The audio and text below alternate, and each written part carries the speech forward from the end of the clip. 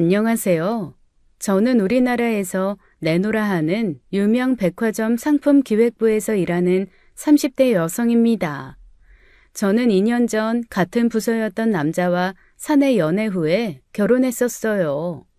그 결혼이 뭔가 잘못됐다는 걸 깨달은 건 결혼 2달 차가 된 무렵이었습니다. 여느 커플과 다르지 않는 평범한 연애 끝에 한 결혼은 결코 평범하지 못했던 거예요. 결혼 전부터 시어머니께서 다른 분들과 다르다는 것은 짐작했었어요.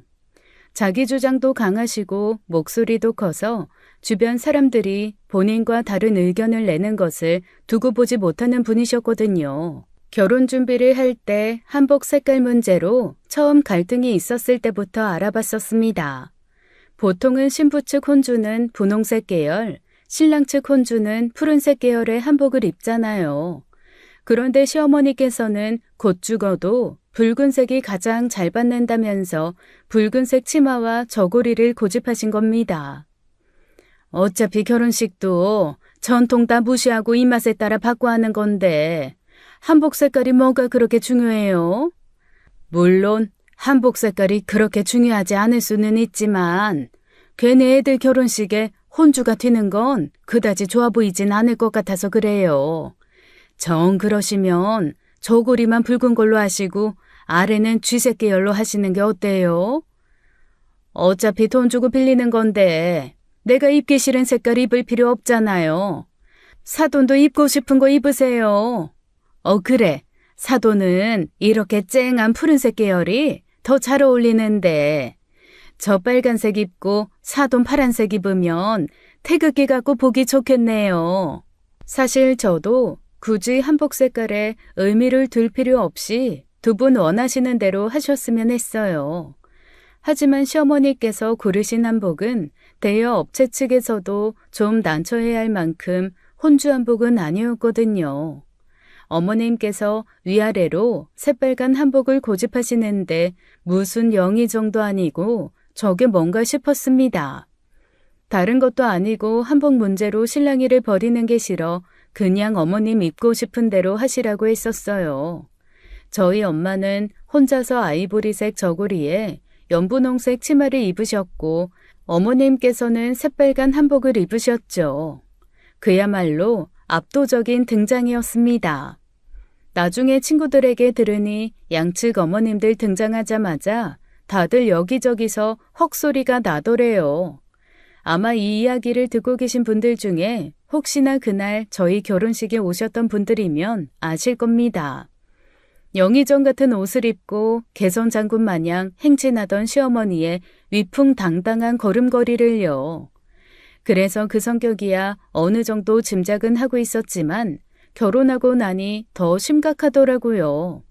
만날 때 한마디 하시는 거야 어떻게든 걸러들으면 그만이었는데 문제는 남편이었어요. 한창 바쁜 일을 끝내고 꿈같이 달콤한 주말을 기다렸던 어느 날 밤이었습니다. 아, 드디어 자유다. 기획 전에 신상 론칭까지 정말 지겨웠다. 해방이야. 그렇게 좋아? 하긴 이번에 해주 네가 맡은 일이 좀 많긴 했지. 그러니까 죄다 나한테 일이 몰려오냐고. 주말에는 그냥 죽은 듯이 잘래. 아무 데도 안 가고 밥도 안 먹고 그동안 못 잔 잠 다 몰아서 잘 거야. 주말에? 아유, 안 됐는데. 엄마랑 물회 먹기로 했어. 물회? 그럼 나한테 미리 말을 해야지. 말도 없이 알겠다고 말씀드린 거야? 나는 너 바쁜 일도 끝났겠다. 뭐 당연히 될 거라고 생각했지. 그래도 말은 해줘야지. 아, 몰라. 나 진짜 힘도 없고 피곤해 죽겠어. 그냥 너만 갔다 와. 나만? 아유, 어떻게 그래. 결혼했으면 부부가 일심동체인데 같이 가. 가서 밥만 먹고 오자. 엄마가 며칠 전부터 물회 드시고 싶다고 하셨어. 아이, 그냥 갔다 오는 게 좋을 것 같은데. 가면 밥만 먹고 와죠? 결국 차도 마시고 차 마시면 어머님께서 집에 들렸다 가라고 하시고 그러다 보면 또 저녁이고 소화시키고 가라고 하시면 결국 한밤중인데 됐어. 난 안 갈래. 남편은 제가 얼마나 바빴는지 옆에서 봤던 사람이라 더는 조르지 못하더라고요. 그래서 토요일 점심에는 남편만 보내고 저는 그야말로 오랜만에 단잠을 즐기며 있었죠. 그런데 남편이 생각보다 이른 시간에 들어왔더라고요. 잠결에 현관문 열리는 소리를 듣고 시계를 봤더니 2시였어요. 혼자 가서 빨리 왔나 싶었는데 부족한 수면을 채우려 다시 눈을 감으려던 차였습니다. 갑자기 안방문이 벌컥 열리더니 시어머니가 들어오시는 게 아니겠어요? 예! 어머니! 갑자기 어떡해! 씻지도 않고 맨 얼굴에 잠옷 차림으로 누워있다가 얼마나 당황했겠어요. 허둥지둥 일어나 맞이해드리는데 이미 어머님은 잔뜩 화가 나 있었죠. 너 결혼한 지 얼마나 됐다고? 시부모 만나는 날에 남편만 혼자 띡 보내니? 네? 제가 오늘 컨디션이 별로 안 좋아서 오늘만 혼자 갔다 오라고 한 거예요. 컨디션은 무슨? 너 바쁜 일 끝났다고 잠잔다고 안 나온다고 했다며? 회사 일만 일이니? 결혼하면 시부모 모시는 것도 일이야. 회사 일만 잘하면 뭐해? 집안일이 이렇게 엉망인데. 남편은 제가 나오지 않은 이유를 적당히 둘러대지 않고 있는 그대로 솔직하게 말했더라고요. 그때부터 남편에 대한 원망과 속상함에 표정 관리가 잘 되지 않았습니다. 고부 갈등을 만들려고 작정한 사람이 아니고서야 어떻게 그렇게 솔직하게 얘기하나요? 그 와중에 시어머니께서는 본인을 무시하는 처사다 야단이고 자다가 이게 무슨 봉변이가 싶더라고요. 어머님께서는 한참 동안 귀 따가운 소리를 하시더니 한 번만 더 이런 일이 있으면 가만히 있지 않겠다는 엄포를 하시고서야 돌아가셨습니다. 어머님 가시는 거 보는 동안에도 속이 부글부글 끓는데 남편은 슬쩍 웃으며 그러더라고요. 거봐. 내가 가는 게 좋을 거라고 했잖아. 우리 엄마 성격에 가만히 있지 않으실 건데. 지금 장난해? 어? 왜 소리를 지르고 그래? 내가 일 때문에 피곤한 거 옆에서 다 지켜본 사람이 어머님한테 가서 그 일을 미주알 고주알 다 솔직하게 말씀드린 거야? 적당히 둘러댔으면 됐잖아. 같이 오려고 했는데 컨디션이 안 좋아서 힘들다더라. 다음에 함께 가자. 그러면 될 일이지. 잠잔다고 시부모 식사 약속에 안 나온다고 하면 어떤 시어머니가 좋다고 이해하겠어? 아니, 거짓말도 아니잖아. 그럼 거짓말을 하란 말이야? 거짓말이 무조건 나쁘니? 필요하면 해야지. 그리고 애초에 그거 나한테 얘기해서 잡은 약속도 아니잖아. 네 멋대로 어머님이랑 약속 잡아놓으면 나는 그냥 무조건 따라야 돼? 그래놓고 내가 어머님한테 15분을 넘게 잔소리를 듣는데도 가만히 앉아서 쳐다보기만 하고 뭐? 그러게 가는 게 좋을 거라고 했잖아? 진짜 어이가 없네. 왜 그렇게 화가 났는데? 엄마 말 틀린 것도 아니고 내가 거짓말한 것도 아닌데 왜 그렇게... 그러니까 나 위해서 거짓말 좀 해주면 안 됐던 거냐고. 내가 혼나니까 좋든? 네 마누라가 엄마 앞에서 쩔쩔매면서 혼나는 꼴이 보기 좋더냐고. 그건 아닌데... 미안. 나는 거기까지 생각을 못했어. 그냥 엄마가 하는 말도 틀린 게 아니니까 엄마가 그렇게 말하면 너도 나중에 같이 갈 거라고 생각해서. 아 진짜 너 이거 진짜 최악의 행동이야. 회사 가서 동기들한테도 다 물어봐. 너가 거짓말 안 하고 솔직해서 잘한 짓인지.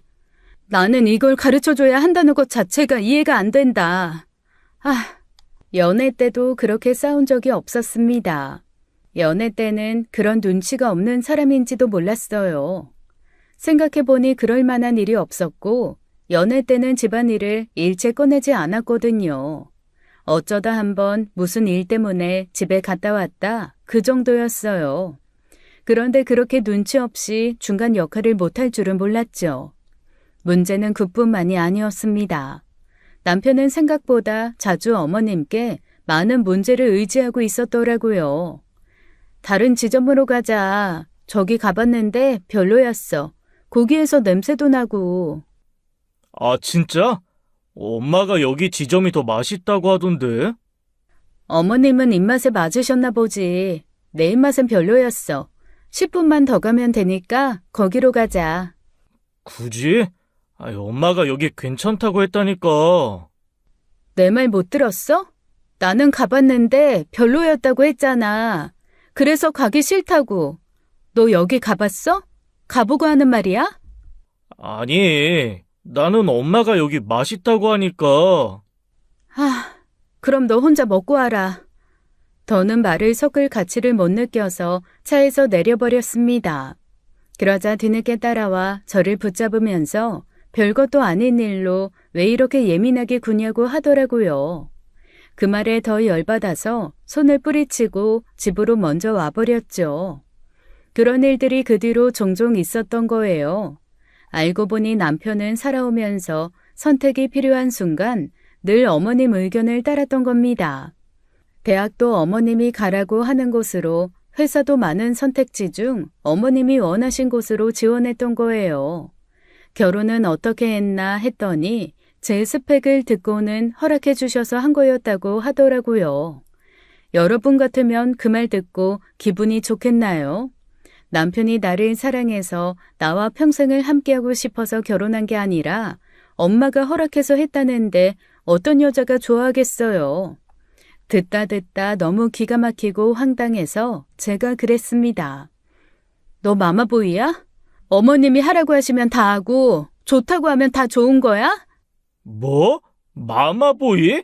야, 너 말 다 했어? 나 그런 말 진짜 처음 들어. 무슨 말도 안 되는? 너 하는 짓이 딱 마마보이잖아. 솔직히 처음 듣는 것도 아니지? 어머님 없으면 스스로 결정도 못해? 그래서 결혼 상대까지 어머님 허락받고 했어? 진작 말해주지 그랬어. 그랬으면 난 절대 이 결혼 안 했을 텐데. 뭐? 어쨌든 너랑 결혼했잖아. 그런데 어떻게 그런 말을 해? 됐다. 말을 말자. 너랑 말했다간 내 속만 뒤집히는 것 같아. 내가 남편을 얻은 건지 어머님 아들을 대신 데리고 사는 건지 모르겠다고. 그게 불과 결혼 2달 만의 일이었어요. 그때 저는 심각하게 이혼을 고려하고 있었습니다. 그대로라면 계속 결혼 생활을 지속하는 게 어렵다는 판단이 들었거든요. 독립된 가정의 일을 스스로 해결하지도 못하고 자꾸 부모를 끌어들여 배우자를 곤란하게 하는 사람 최악이잖아요. 혼자 고민 아닌 고민을 하다 친정 엄마에게 이야기를 꺼냈더니 엄마는 너무 섣부른 결정하지 말라더라고요. 원래 결혼하고 이맘때쯤 많이 싸워. 그런 일로 이혼하면 엄마랑 아빠는 진작 헤어졌겠다. 네 말 들으니까 희관이가 너무 안사돈한테 의지하는 구석이 없잖아 있는 것 같은데 일단 지켜보면서 조율을 해봐. 부부는 결혼한다고 다 부부가 되는 게 아니라 되어가는 과정이 중요해. 다른 사람하고는 곧 죽어도 안 맞춰지던 게 부부는 그게 맞아지거든. 결혼식을 올린 지 겨우 2달밖에 되지 않았고 엄마의 진심 어린 조언 덕분에 마음을 내려놓을 수 있었어요.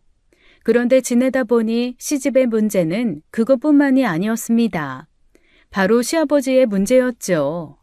시어머니의 입김이 너무 세다 보니 시아버지께서는 상대적으로 목소리가 약했어요. 약한 정도가 아니라 그 집의 누구도 시아버지 목소리는 들리지 않는 것처럼 행동하더라고요. 아버님, 뭐 드실래요?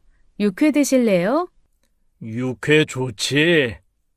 육회는 됐고 갈비살이랑 체크살 쪽으로만 일단 시켜라. 아버님 육회 좋아하시는데 육회 하나 시키면 좋죠. 아유, 됐다니까. 당신 육회 먹을 거야? 아니야, 됐어. 됐다잖아. 내가 시키는 대로 하기만 하면 될걸. 왜 자꾸 말을 2번, 3번 하게 만드니? 식당에 가서 아버님이 먹고 싶은 음식은 특별한 이유도 없이 무시당하기 일쑤였어요. 게다가 집에서도 식사 준비를 다 해놓고도 아버님은 부르지 않고 식사를 시작하는 경우도 많았고요. 아버님은? 아버님께 말씀드리고 같이 먹어야지. 나오겠지. 방에서 텔레비전 보시는 것 같은데 어떻게 알고 나오셔? 아버님, 아버님 식사하세요. 희관아, 게장 얼른 먹어. 네 아버지 나오기 전에. 맛있는 반찬은 아버님이 더 드실까 어머님께서는 남편이나 시누이에게 하나라도 더 챙겨 먹였죠. 그런 대접을 받고도 아버님은 별 내색도 못하시고 그냥 주면 주는 대로 받아 먹기만 하더라고요. 처음엔 티를 안 내다가 지내면 지낼수록 제가 익숙해져서 그런지 더 노골적으로 아버님을 무시했어요. 아무리 봐도 보편적으로 보이는 가정의 모습은 아니라서 남편에게 물었습니다.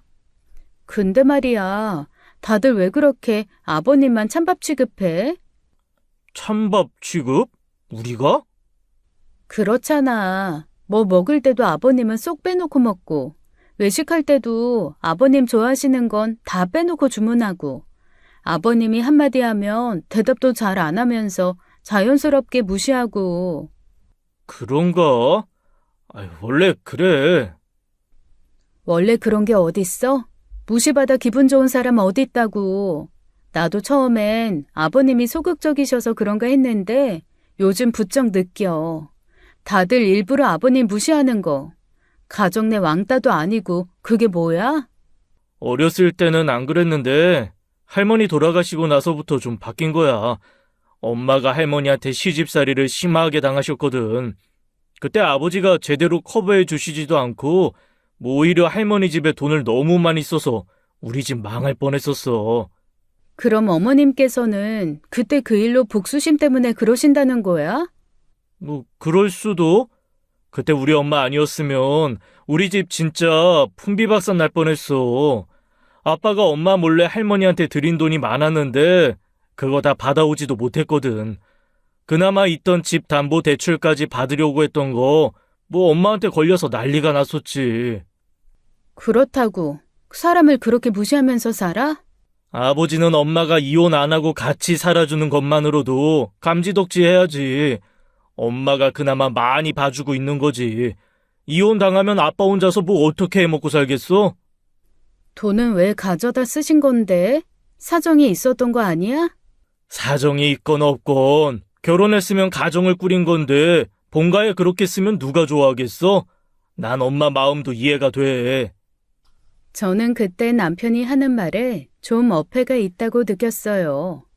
그렇게 따지면 시할머니 챙기느라 돈을 많이 쓴 아버님이나 어머님 말이 진리라고 생각해 어머님 의견을 맹신하는 남편이나 둘 다 똑같다는 생각이 들었거든요. 어쨌거나 시댁의 과거 일은 제가 끼어들 일은 아니라고 판단해 그냥 입 다물고 있었습니다. 제가 지켜봐오고 겪어온 아버님 성품으로는 막무가내로 그렇게 돈을 썼을 것 같진 않았어요. 어머님도 신우도 눈꽃만큼도 정이 안 가는 집안이었는데 아버님은 절 며느리라고 알게 모르게 챙겨주신 적도 많거든요. 제 눈엔 나쁘지 않은 분이 대놓고 자식들한텐 차별받고 무시받는 모습에 마음이 불편하기도 했습니다. 그래서 저라도 챙겨야겠다 싶어서 항상 제가 아버님을 챙겼어요. 식당에서 아버님 물잔만 비워놓으면 제가 아버님 물잔 챙겨드리고 아버님이 먹고 싶은 음식이 있는 것 같으면 제가 먹고 싶은 음식이라고 대신 시켜드리기도 하면서요. 그러면 아버님은 한 번씩 모아둔 돈으로 몰래 제게 용돈을 쥐어주시기도 했어요. 아버님, 이게 뭐예요? 너 필요한 거 사서 써라. 옷을 사 입든지. 아니에요. 뭘 이렇게나 많이. 저 돈 있어요. 네가 돈이 없어 보여주는 거 아니야. 그냥 고마워 그런다. 제가 뭘 했다고. 그러면 시아버님께서는 그저 제 어깨를 툭툭 두어 번 두드리고 들어가 버리셨어요. 뵐 때마다 참 안 되고 불쌍한 분이시다 그런 생각이 들더라고요. 그런데 우연한 기회에 아버님이 할머님 댁에 가져다 썼다는 돈이 장애가 있는 동생분을 위해 쓴 돈이라는 걸 알게 된 거예요. 작은 아버님께서는 어렸을 때 사고로 하반신 마비가 되셔서 아버님께서 돈을 벌어 지원을 했던 모양이더라고요. 그런데 결혼 후 작은 아버님께서 낙상사고로 아예 몸져 눕게 되면서 간병비도 많이 필요했답니다. 별 수 없이 모아둔 돈을 동생을 위해 쓴 건데 그걸로 어머님께서 시댁을 뒤집어 엎은 모양이었어요. 물론 어머님 마음은 어느 정도 이해는 되지만 그렇다고 아픈 동생 나몰라라 하면서 내 가정만 지킬 수도 없는 노릇이잖아요. 쓸데없이 도박이나 주식으로 돈을 날린 것도 아니고 동생 때문에 어쩔 수 없이 쓴 돈인데 그걸로 평생에 걸쳐 복수하듯 무시한다는 게 도무지 이해가 되지 않았습니다. 지금은 할머님도 작은 아버님도 돌아가시고 안 계세요. 그게 남편이 16살 때 일이었는데 그때부터 어머님께서 노골적으로 아버님을 무시하기 시작한 것이죠. 그러니 그걸 보고 자란 자식들도 똑같이 아버님을 무시하기 시작한 거예요. 평소에도 좀 너무하다 싶지만 한 번씩 정말 해도 해도 너무한다 화가 날 때도 있었습니다. 추석에 시댁 식구들과 식사 약속을 잡아놓고 제가 급한 회사 업무 때문에 따로 움직인 날이었어요. 일을 해결하고 약속 장소로 나가보니 어머님과 남편 그리고 신우부부는 한우를 구워 먹고 있더라고요. 그런데 아버님은 보이지 않아서 물었습니다. 아버님은? 아, 맞다. 엄마, 아버지는? 집에 있겠지. 아버님께는 말씀 안 드린 거예요? 아휴, 날도 더운데 그 양반이랑 내가 말까지 섞어야겠니? 됐고 가서 상추 좀 더 가져와라. 어머님, 아무리 그래도 그렇지 추석이잖아요. 가족들 다 같이 모여서 밥 먹는 자리에 아버님만 쏙 빼놓다뇨. 여기 안 오면 뭐 굶는 것도 아니고 집에 먹을 거 천지인데 배고프면 알아서 차려 먹겠지. 넌 무슨 네 시애비가 7살짜리 앤 줄 아니? 그래, 혜주야. 뭐 아빠는 알아서 먹을 거니까 신경 쓰지 말고 너도 얼른 먹어. 여보, 여기 꽃등심 되게 부드럽지 않아? 어머님, 아버님 모시고 또 올까? 저는 그때 아버님은 아랑곳하지 않고 자기 입에 구운 고기 우겨넣기 바쁜 사람들을 보면서 정내미가 떨어졌습니다. 그래서 그 자리에서 박차고 나와버렸어요. 식육 식당이라 나오는 길에 가장 좋은 고기 사가지고 시댁으로 갔죠. 갔더니 아버님께서 혼자 거실에서 텔레비전을 보고 계시더라고요. 아버님, 뭐 하세요? 식사하셨어요? 생각이 없어서. 아, 근데 어쩐 일이야? 밥 먹으러 안 갔어? 아버님, 알고 계셨어요? 명절이라 그런지 사람들이 너무 많이 나왔더라고요. 식당에 갔더니 너무 사람도 많고 정신없어서 전 그냥 나왔어요. 대신 고기 사왔는데 제가 식사 차려드릴게요. 잠시만 기다리세요. 저는 됐다는 아버님의 만류에도 바쁘게 고기를 굽고 밥을 해 냉장고에 있던 반찬과 함께 내어드렸습니다. 이 집 고기가 부드럽고 참 맛있대요. 드셔보세요. 고맙다. 아버님 쪽으로 구운 고기 접시를 밀어드리자 아버님께서는 말없이 고기를 집어 드시더라고요. 그리고 고개를 푹 숙이고 조용히 고기만 씹으시는데 저는 순간 너무 놀랐습니다. 아버님께서 황급히 눈물을 훔치시는 거예요. 아는 체 하면 민망해 하실까봐 아무렇지 않게 바쁘게 입만 놀렸습니다. 아휴, 명절인데 회사에서 일 시키는 거 있죠? 저 진짜 워커홀릭으로 일하는 거 정말 좋아하지만 가끔 보면 진짜 너무한다 싶어요. 아니, 적어도 명절은 좀 봐줘야 하는 거 아니에요? 급한 일이라고 해서 가보면 또 그렇게 급하게 처리할 일도 아니에요. 그러면 얼마나 약이 오르게요. 내년 설에도 또 명절에 일 시키면 일 그만둘까 봐요. 그렇게 실없는 이야기를 하는 동안 아버님께서는 밥 한 공기를 금방 비우셨습니다. 제가 치우려고 하자 아버님께서 됐다시며 본인이 설거지하겠다고 하시더라고요. 그래야 아버님 마음이 편하실 것 같아서 모른 척하며 물러났죠. 아버님께서 설거지 해주시는 거예요? 아싸, 감사합니다. 저야 완전 땡큐죠. 그럼 아버님 제가 감이라도 깎아드릴까요? 아니면 커피 드실래요? 됐다. 잘 먹었으니 이제 그만 가봐라. 다들 올 텐데. 아, 저는 상관없는데. 얼른 가서 쉬워. 일도 하고 왔다면서. 아버님께서는 차라도 한 잔 더 하자는 저를 만류하시며 기어이 내보내셨어요. 남편은 제가 집으로 돌아오고 나서도 한참 후에야 들어왔습니다. 제가 그렇게 나갔는데도 연락 한 번 없더니 들어와서도 자기가 화난 것처럼 물건을 집어 던지듯 놓더라고요. 지금 뭐해? 네가 화낼 일이야? 그럼 내가 뭘 어떻게 해야 돼? 내가 널 이해해야 해? 너 그렇게 나가서 아빠랑 밥 먹었지? 집에 갔더니 그 식육식당 봉지 있던데? 다들 아버님만 쏙 빼고 한우 먹는 게 너무 약올라서 내가 아버님 챙겨드렸어. 왜? 추석인데 아버님 혼자만 두고 그러고 싶어? 왜 시키지도 않은 짓을 해? 너 때문에 엄마 또 얼마나 열받았는지 알아? 내가 왜 어머님 눈치를 봐야 돼? 어머님이 왕이야? 어머님 말이 법이야? 우리 집에는 우리 집만의 질서가 있는 거야. 그 질서를 바로잡는 게 엄마고 왜 불필요한 행동을 해서 분란을 만드냔 말이야. 누가 아빠 밥 챙겨달래? 아버님 챙기고 말고는 내가 알아서 해. 나는 유치하고 치사하게 다 큰 어른들이 가족 하나 왕따 시키겠다고 작정한 사람들 틈에 끼어있고 싶지 않아. 야, 윤혜주, 너 이거 선 넘는 거야? 내가 니네 집 일에 함부로 끼어든 적 있어? 우리 집에서는 유치하게 가족 왕따 시키면서 안 괴롭히거든. 툭 까놓고 말 좀 해보자. 나도 네 집안일이라고 생각해서 깊이 관여하진 않으려고 했는데 난 도무지 그 이유로 아버님이 지금까지 그렇게 무시받고 사는 게 이해가 안 돼. 아버님도 어쩔 수 없던 거잖아. 막말로 만약에 아가씨한테 그런 일이 생겼다고 쳐봐. 너 그냥 모른 채 할 거야? 내가 아가씨한테 돈 쓰지 말라고 한 푼이라도 쓰면 가만 안 있겠다고 하면 독립된 가정을 이뤘으니 안 쓸 거야?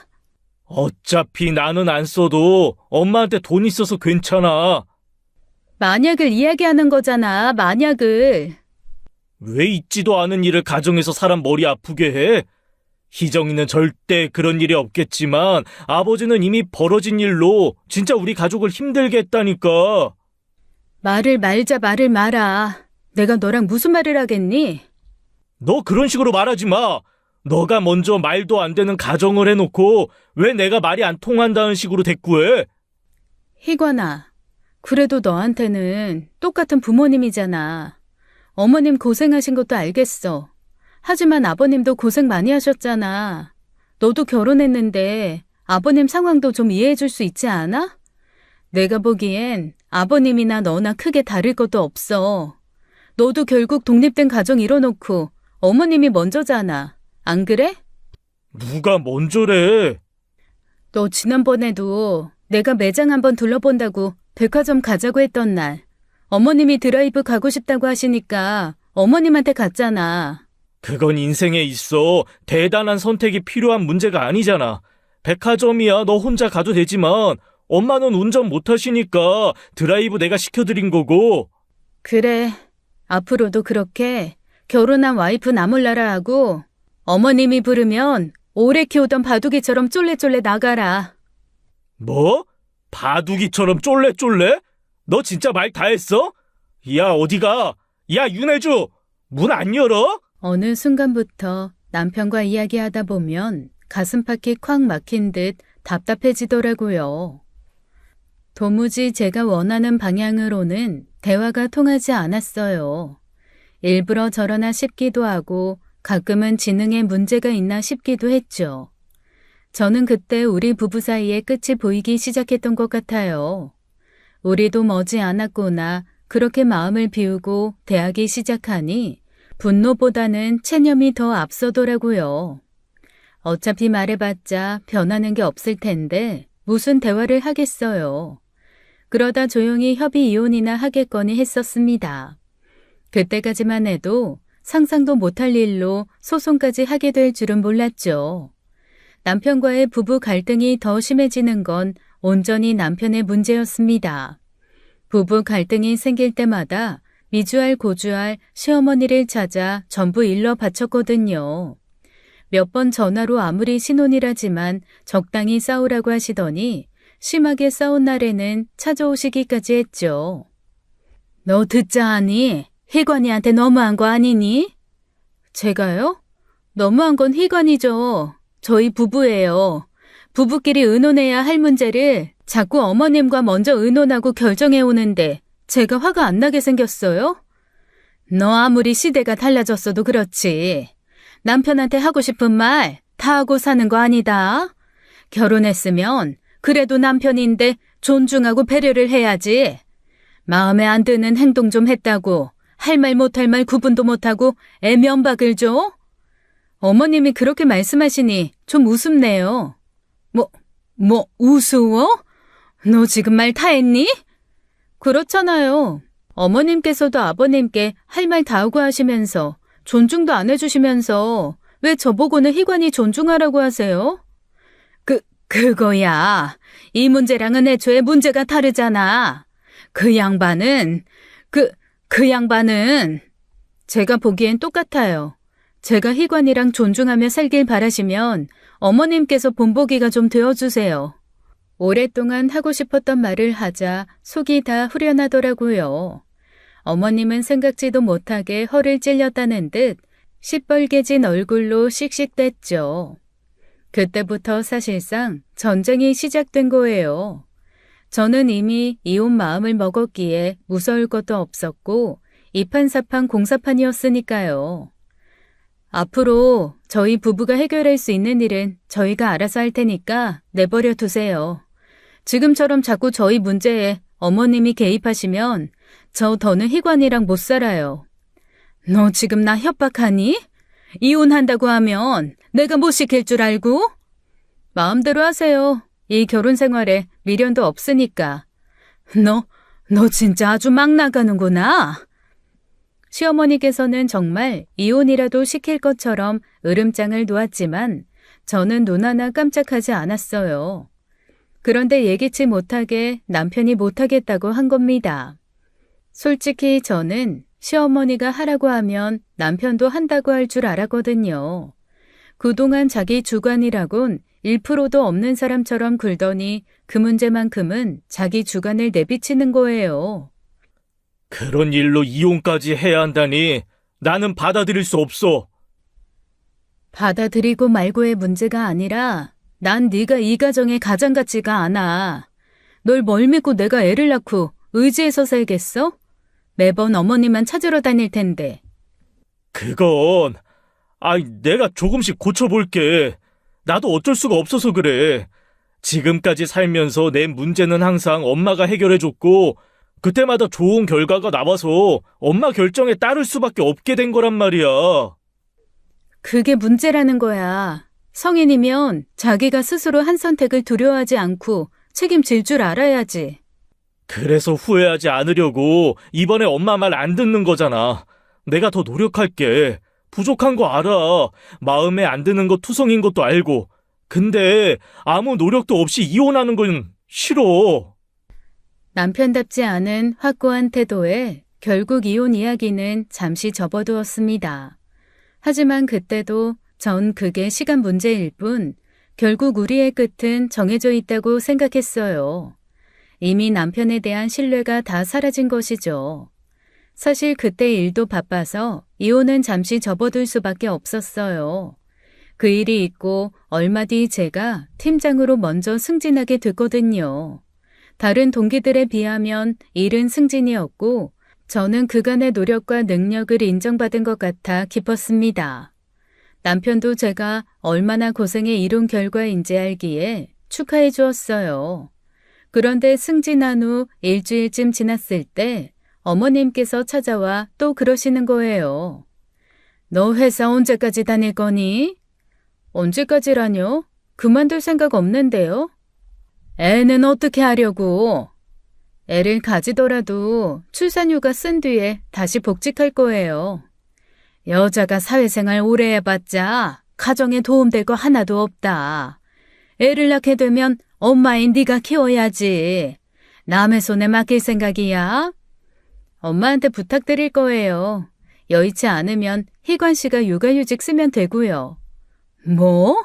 아니, 일을 쉬더라도 네가 쉬어야지. 왜 남자인 희관이 보고 애를 보래?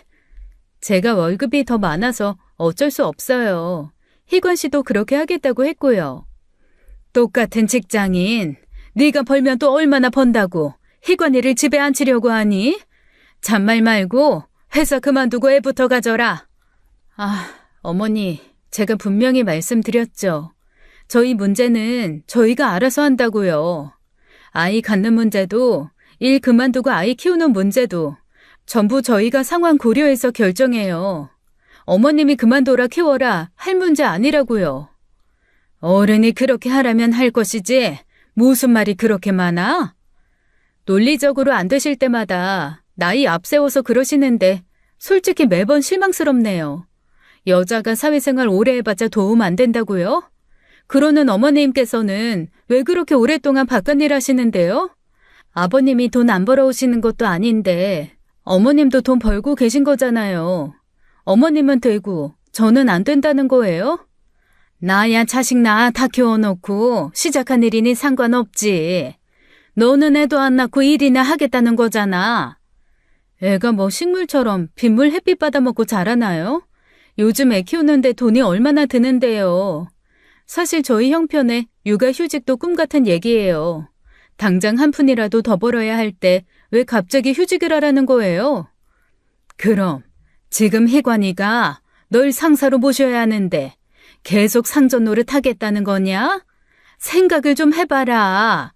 너들 부부인 거야 남들 다 아는 사실인데 남자가 여자한테 누구님 하는 거 모양새가 너무 그렇지 않니? 남편 기세워줘도 모자랄 판에 기어이 그 소리 듣고 일하겠다는 거야? 결국 그 이야기셨어요? 제가 먼저 승진해서 희관 씨가 기 못 펴고 살까 봐서요? 정 그게 걱정이 되시면 저한테 와서 이러실 게 아니라 희관 씨한테 가서 더 열심히 하라고 하셔야 하는 거 아니에요? 좋아요. 어머님이 그렇게 원하시면 제가 그만둘게요. 그 대신 저희 집 대출금 다 갚아주세요. 뭐야? 내가 돈이 어디 있어서 수억하는 대출금을 갚어?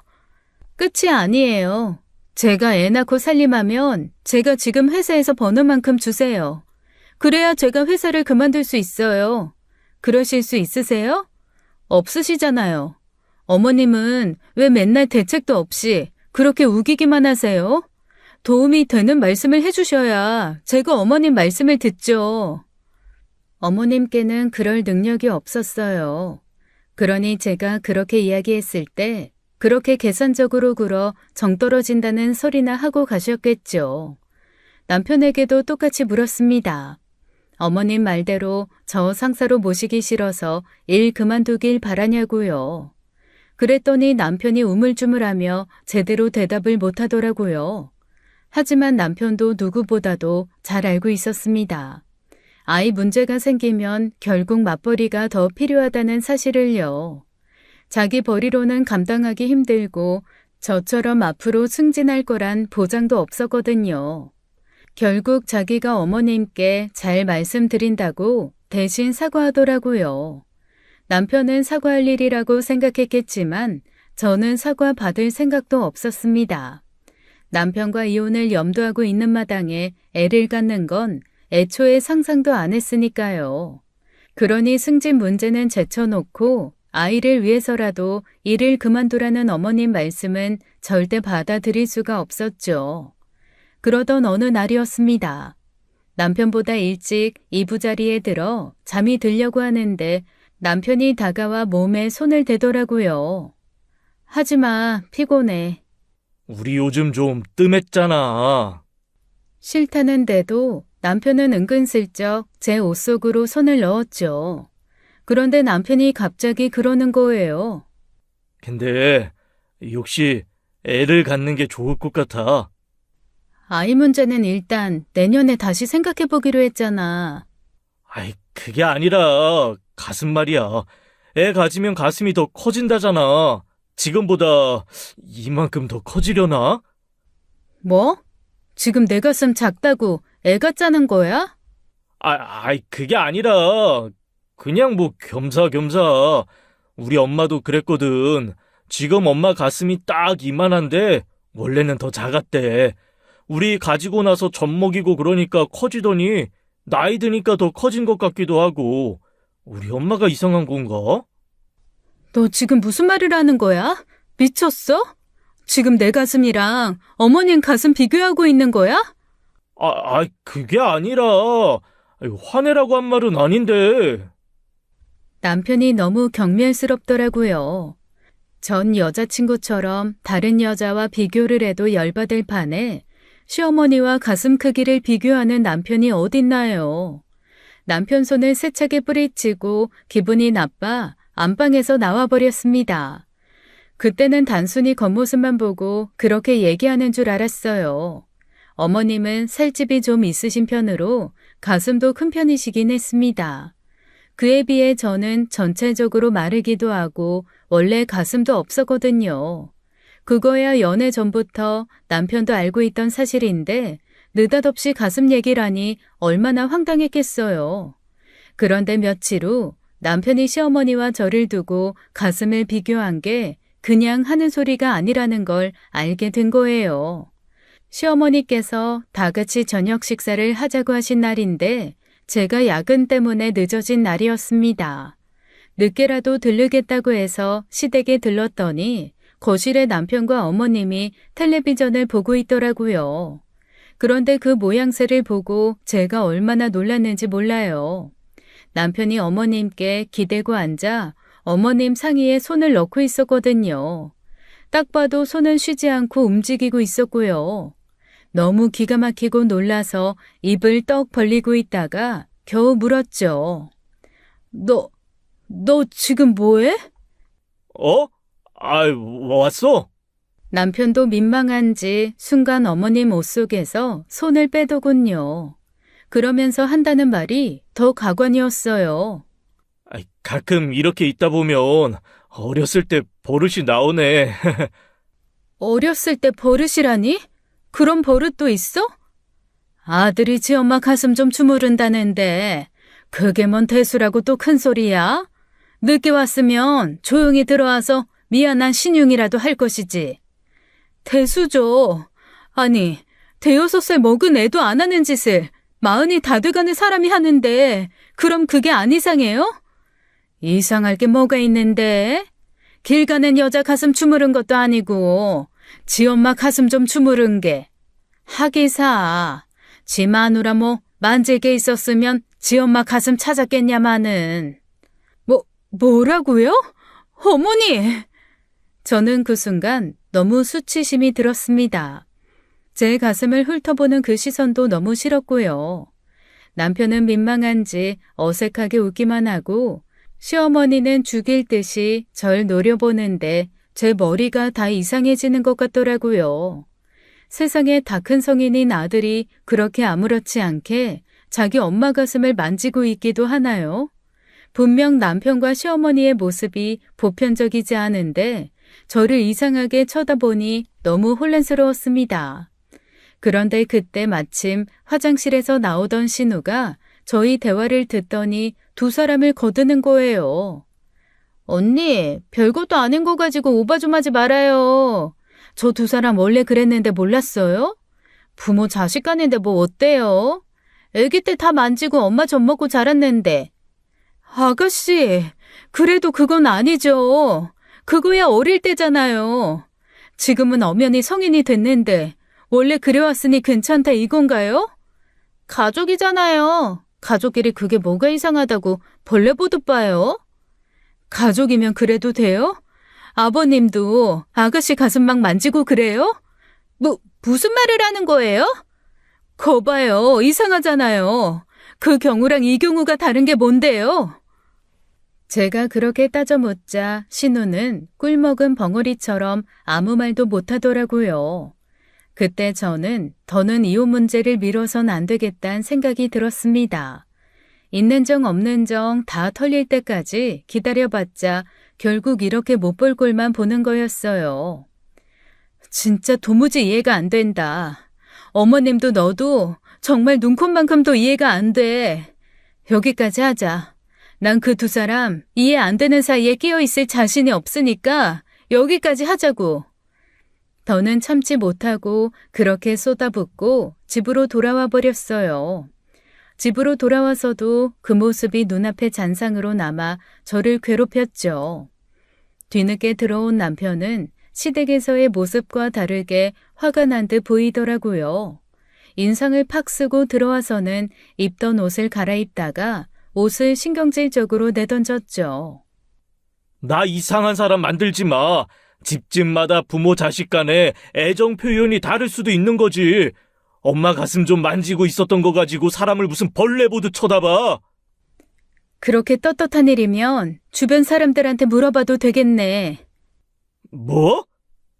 이상한 일인지 아닌지 어디 동기들한테 물어보자고.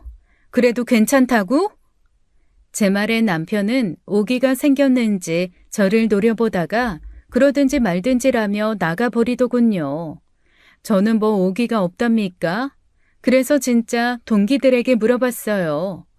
일부러 남편이 있는 자리에서 아무렇지 않게 운을 띄웠죠.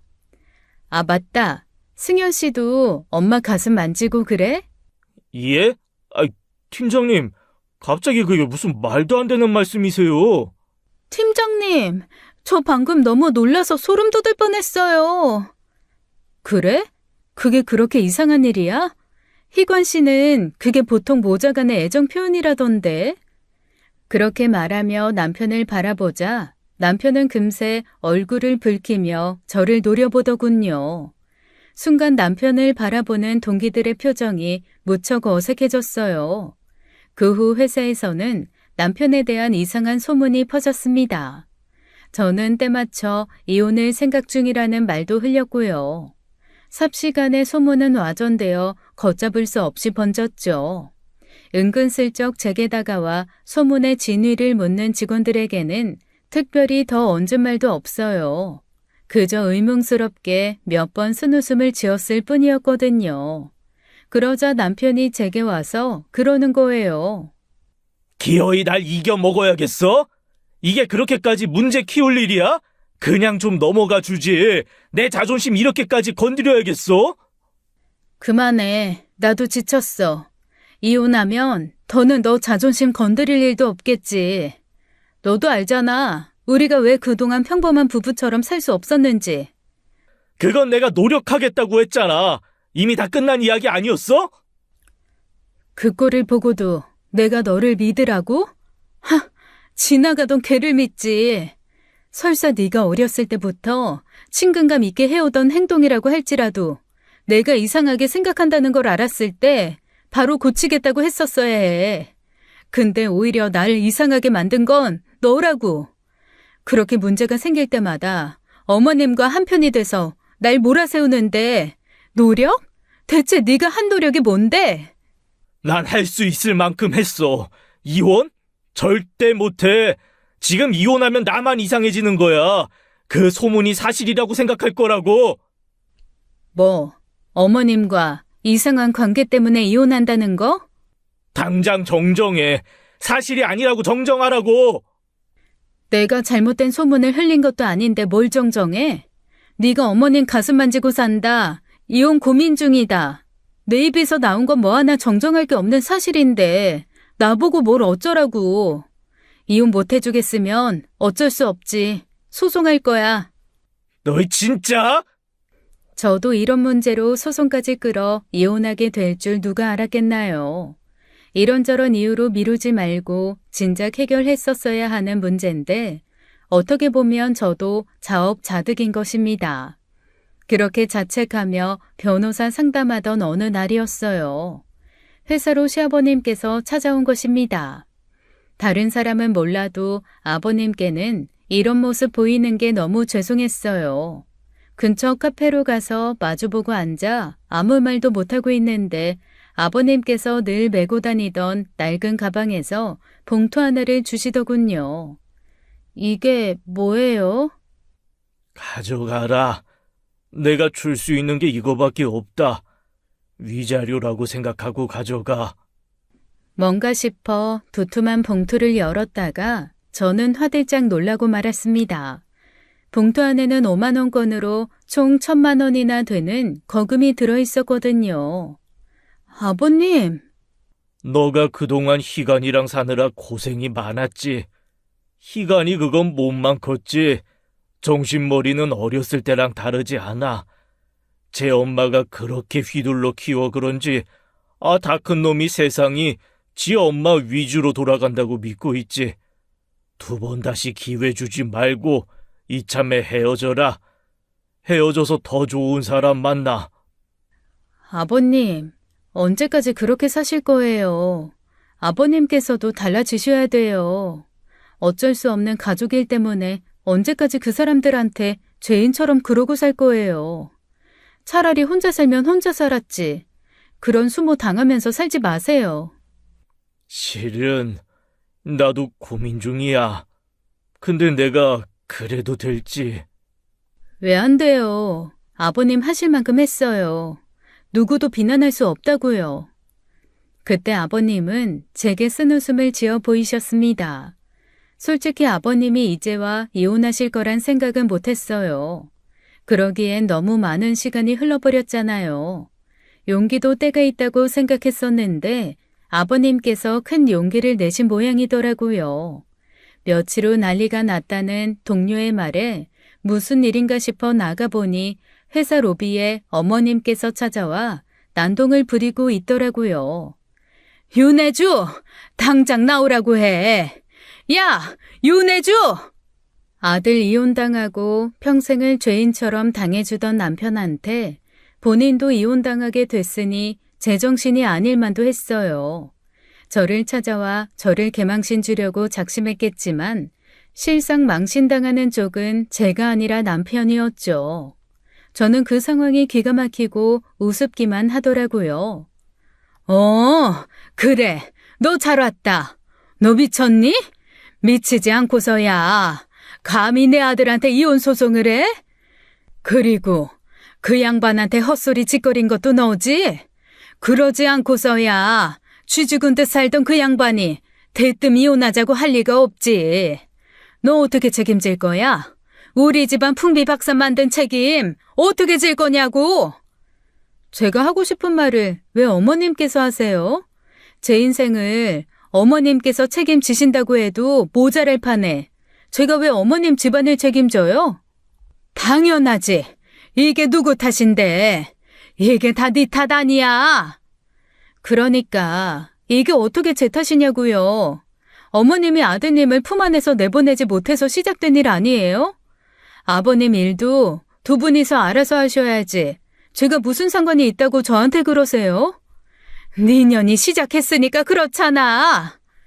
니년이요? 말 조심하세요. 지금 누구 보고 년이라고 하는 거예요? 어머님 아들 인생 망치는 거 어머님 탓이에요. 어머님이 이 일의 원흉이라고요. 급기야 욕설까지 내뱉는 어머님의 행동에 저는 참을 수가 없었습니다. 어차피 이혼 소송까지 시작한 마당에 제가 어머님께 예의 차릴 필요는 없잖아요. 그래서 버럭 소리를 내지르며 따져 물었거든요. 그러자 갑자기 남편이 불쑥 나타나 그러는 겁니다. 적당히 못해? 우리 엄마한테 무슨 짓이야? 남편이 우리 엄마라며 시어머니 편을 들고 나서자 갑자기 주변에서 구경하던 회사 사람들이 술렁이기 시작했습니다. 지금 생각해보면 확실히 지능 문제가 아니었나 싶어요. 그 상황에서 우리 엄마라며 어머님 편 들면 자기한테 좋을 게 뭐가 있겠어요. 안 그래도 회사에 안 좋은 소문이 파다하고 좋게 봐줘야 마마보이로 끝날 일인데요. 헐, 대박. 우리 엄마래. 지금 이게 윤 팀장님이 잘못한 거라고? 엄마 쭈쭈 더 먹고 와야 할 사람이 회사에 다 나오네. 남편의 얼굴은 금세 새빨개졌고 여기저기서 저러니 이혼을 당할 수밖에 없다. 소문이 사실인가 보다라는 말이 흘러나왔습니다. 결국 남편은 시어머니를 데리고 회사 밖으로 나가버렸어요. 그야말로 소문의 쐐기를 받고 완벽한 백기를 든 행동을 보여준 것이죠. 그 다음날 남편은 바로 연차와 병가를 연달아 쓰며 회사를 빠지기 시작했습니다. 이미 시어머니 문제로 이혼한다는 사실이 기정사실로 됐고 결국 사직서를 쓰더군요. 하지만 저의 온전한 승리라고 할 수도 없었어요. 결국 그 소문의 중심에는 저도 함께 있었으니까요. 엄마도 굳이 그렇게까지 제 얼굴에 먹칠을 해가며 이혼했어야 하냐고 아쉬워했지만 하지만 그렇게 하지 않으면 이혼 소송 기간이 더 길어졌을 거예요. 게다가 원치 않게도 회사에서 매일같이 전 남편을 만났어야 할 테고요. 제 얼굴에 먹칠 한번 시원하게 해준 덕분에 그 회사의 승리자로 남아있을 수 있는 겁니다. 후에 차장님께서 회식 자리에 오셔서 그러더라고요. 가만 보면 윤 팀장은 그 배짱 하나가 참 대단해. 남들은 섣불리 하기 힘든 일을 고민도 없이 해버린다니까. 그리고 일 처리도 시원시원하고 거침없지. 난 윤 팀장이 잘못했다고 생각하지 않아. 앞으로도 응원한다고. 그 후로 저는 한동안 주변 동료들에게 응원을 받았습니다. 그리고 모든 일이 정리된 지금 무성한 소문의 주인공에서 겨우 벗어난 상황이죠. 아버님께서도 이혼 후 고향으로 내려가게 됐다는 연락을 하셨었어요. 게다가 뜻밖의 말도 들었죠. 희간 엄마가 울더라. 그냥 좀 살면 안 되겠냐고. 어머님께서요? 설마요. 나도 보면서도 꿈을 꾸나 했어. 아니면 뭘 잘못 먹었나 싶었지. 분명한 건 내가 희간 엄마 우는 걸 보면서 마음이 동하지 않았다는 거다. 얼른 그냥 벗어나고만 싶었지. 잘하셨어요. 솔직히 어머님이 아버님 위해서 흘린 눈물도 아니실 텐데요. 여러모로 고맙다, 혜주야. 짧은 인연이었다만 죽기 전에 가장 고마운 사람 하나 꼽으라면 네 생각이 날 것 같다. 그 연락을 마지막으로 연락이 끊겼지만 큰 용기를 내신 만큼 앞으로는 더 행복해지시리라 믿습니다. 지금의 저처럼요. 결혼 전 상대의 모든 치부를 알 수만 있다면 세상의 이혼율이 뚝 떨어질 겁니다. 사람 속을 알기가 그렇게 어려워요. 연애할 때는 그 모습을 다 숨기고 살다가 결혼 후 본 모습을 드러내는 것도 이해가 안 갑니다. 결혼이 끝이 아닌데 말이에요. 평생 혼자 살 생각은 아닌지라 앞으로 재혼의 가능성도 있겠지만 전보다는 더 신중하려고 해요. 특히 엄마 가슴이나 주무르는 마마보이라면 억만금을 가진 재산가래도 마다해야겠죠.